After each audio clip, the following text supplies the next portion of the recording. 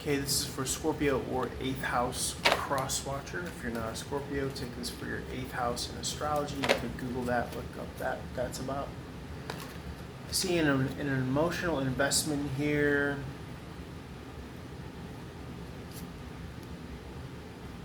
Remember, every cup doesn't have good stuff in it. Okay?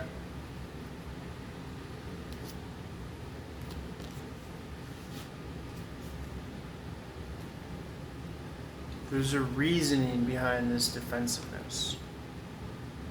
It could have to do with a matter of trust. You could see that this person is not coming from a good place. And so there's almost this kind of spiritual disrespect.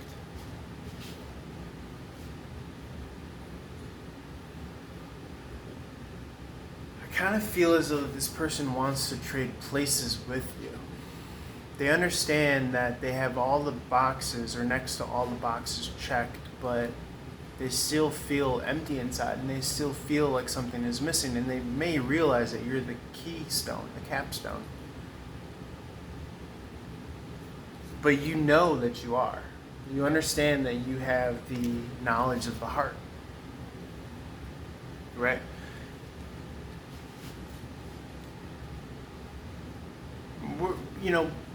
Biological lines and strains have it so that you give birth, so that you understand, that you're taught matters of the heart, love through children, but you are doing this at a different level. You are doing this without having to have gone through all of that biological backup plan. That's the biological safety plan for higher conscious evolution, right? Let's give these biological beings something that they can love so much that could bring them to the path of the heart, right? But as a elevated spiritualist, spiritual master, whatever, magician, manifester, you learn that without having to go through those routes, through those channels. And so you are putting this at a high premium, because with this road, this dharmic path that you chose, comes the reward of the true authority of the Seven of Wands here, of the knowledge of the heart here. Remember, the 7 is a spiritual number.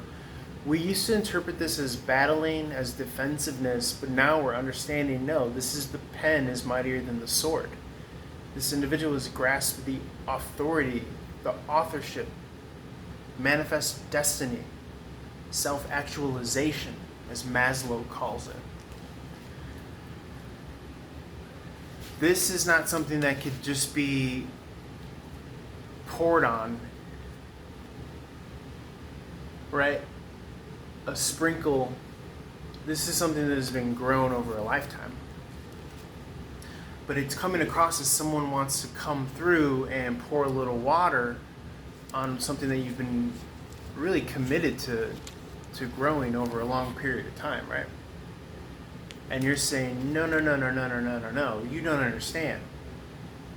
I've dedicated my entire life to this. You won't understand the amount of sacrifice until you've lived this lifetime. That's where you're coming across from, and rightly so.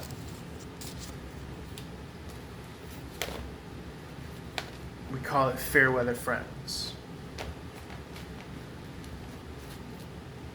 What made you believe, right, that they were your friends? Who told you that was your friend? When did they have to go to bat for you? When was it hard to be your friend? And when did they stick around? This could be siblings, this could be mothers, fathers, uncles, aunts. Finally seeing through just the titles.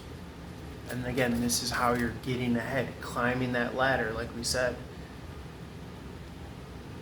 Because you're no longer working from those boxes that they said to value so near and dear, that you were incorrectly taught to value so near and dear. And those boxes become the cube really quick. Okay, and we all know what the cube is. We've been talking about it this whole time. Go watch the other readings if you don't know what the cube is. 5:05 on the clock. Let's see. And I could even go into the symbology of 5:05.